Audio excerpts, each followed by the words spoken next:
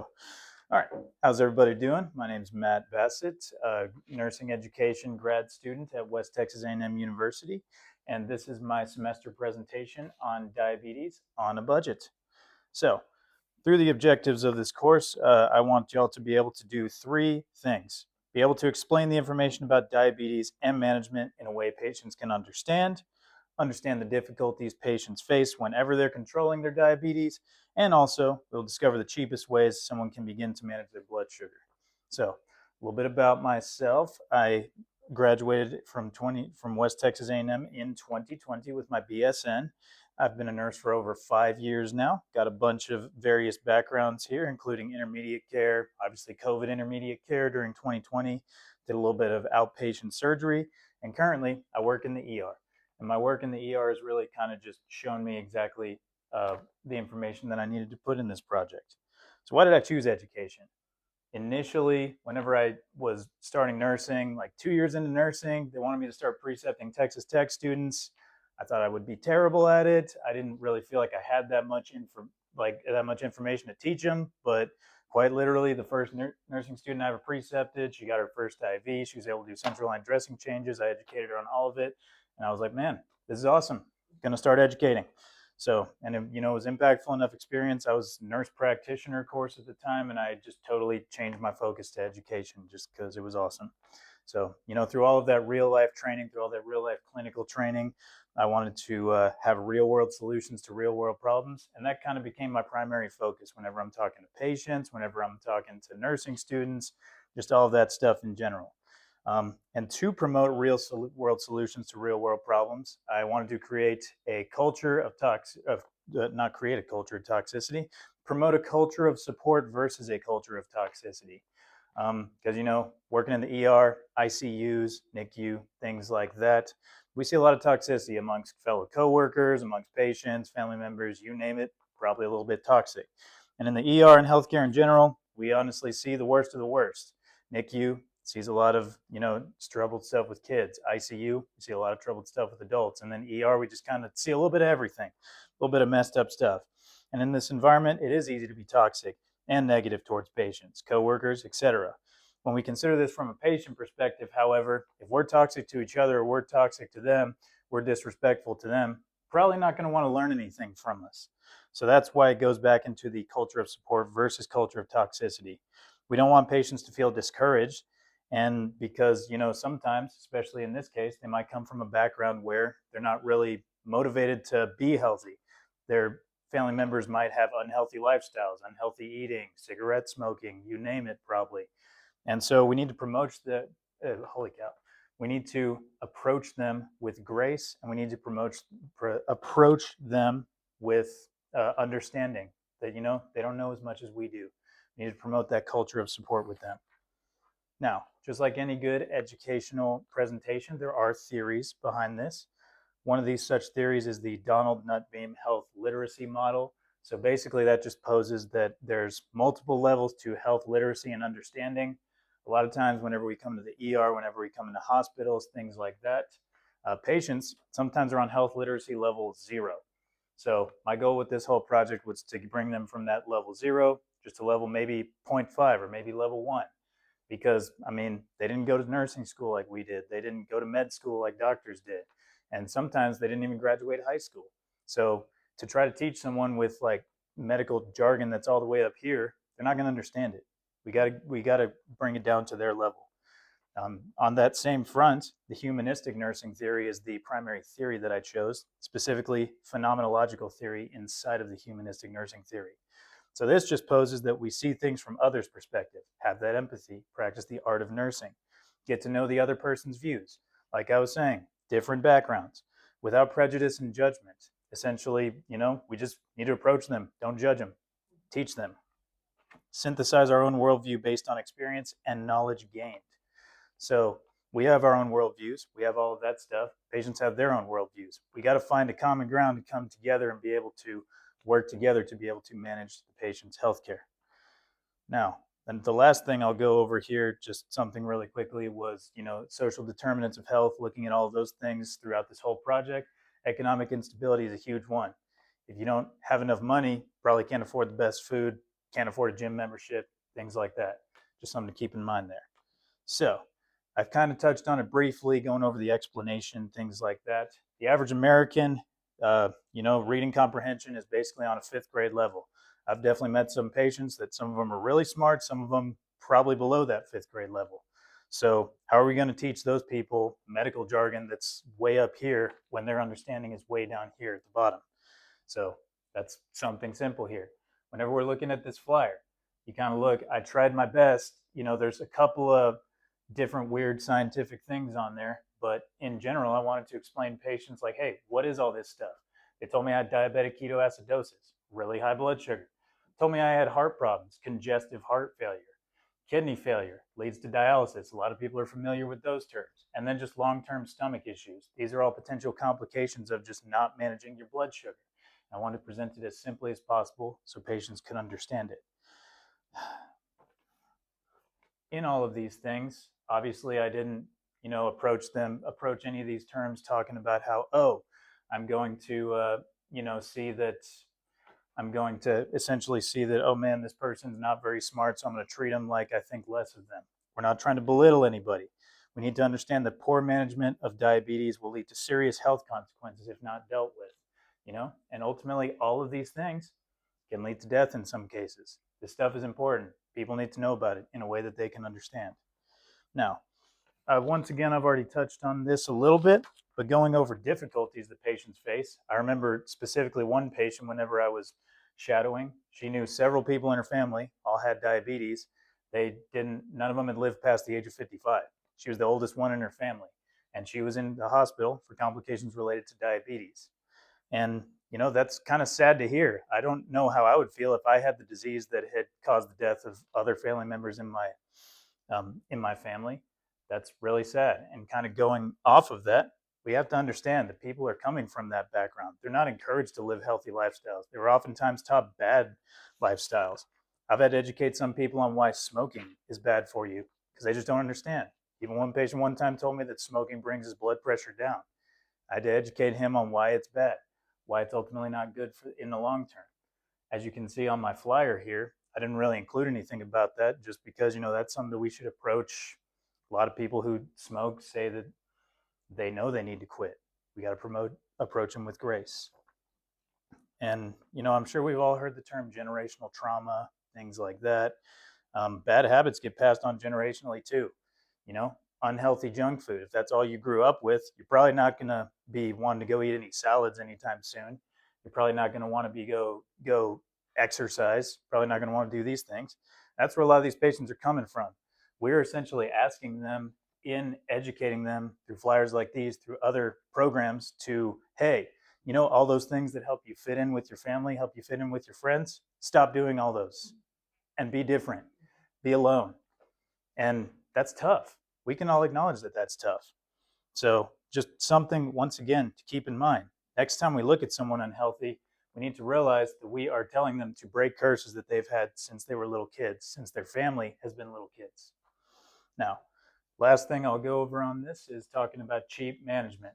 Obviously, I went over the diet portion of this. I went to grocery stores, including Sprouts, to Dollar General. Diet is really expensive, and really it takes one-on-one collaboration with different healthcare workers, dietitians, and things like that. Whenever I was thinking in my ER, I don't have time really to talk to all these patients individually about diet and things. But what's something that I could tell them that I guarantee they could do for free? Exercise. It's very inexpensive, and as you can see from all of these things, they can be done pretty much anywhere. Because, whenever I looked at this, I thought about the 2023 Texas statistics. A lot of comorbidities related to diabetes. One of them was high cholesterol. I think it was 1.6 million people who had diabetes struggle with high cholesterol. Other 1.3 million struggle with obesity. It's a big issue in the state of Texas.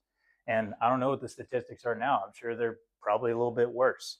So whenever we think about obesity, whenever we think about things like that, they have to know the way around it. They have to exercise. Average statistics on steps per day include people taking 3,000 or less steps per day. That's not a whole lot. That can be changed.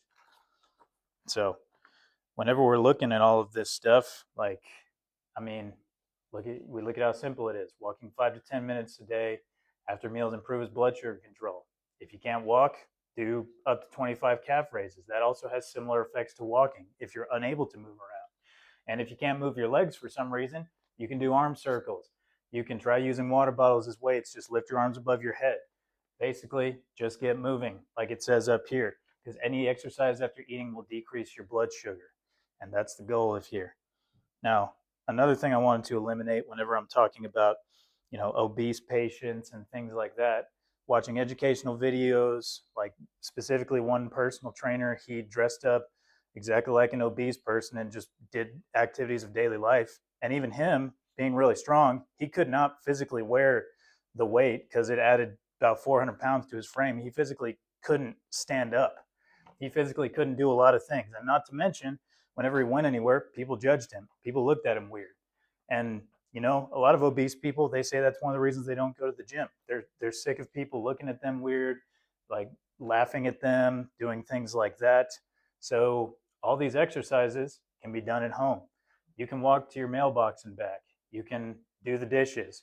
Just create little steps in your journey so that way you can manage your blood sugar and ultimately decrease your obesity, improve your cholesterol, things like that. Sometimes the hardest and easiest step is the first one. Step 0, step 1. Now, whenever we talk about this, finishing up here, I want to talk about managing expectations. Now, I'm not going to give someone a prescription. Obviously, I'm a nurse. I can't prescribe anything, but I'm not going to tell someone to eat strictly healthy, go exercise 4 hours a day, take steroids, do all kinds of crazy stuff just so they can decrease that fat. That's not realistic for a lot of people. And oftentimes, whenever people are like, oh man, I'm going to change my lifestyle, I'm going to exercise an hour a day, go for 30-minute walks, things like that, they end up giving up after a week because it's hard. It's not fun at all. Now, I even remember another guy, whenever we were doing clinical rotations with the diabetic educator, he talked about how I just want to get down to this target weight. I just want to get down to this target weight. That's the key. That's the key. And it was quite a large number that he was going to have to lose.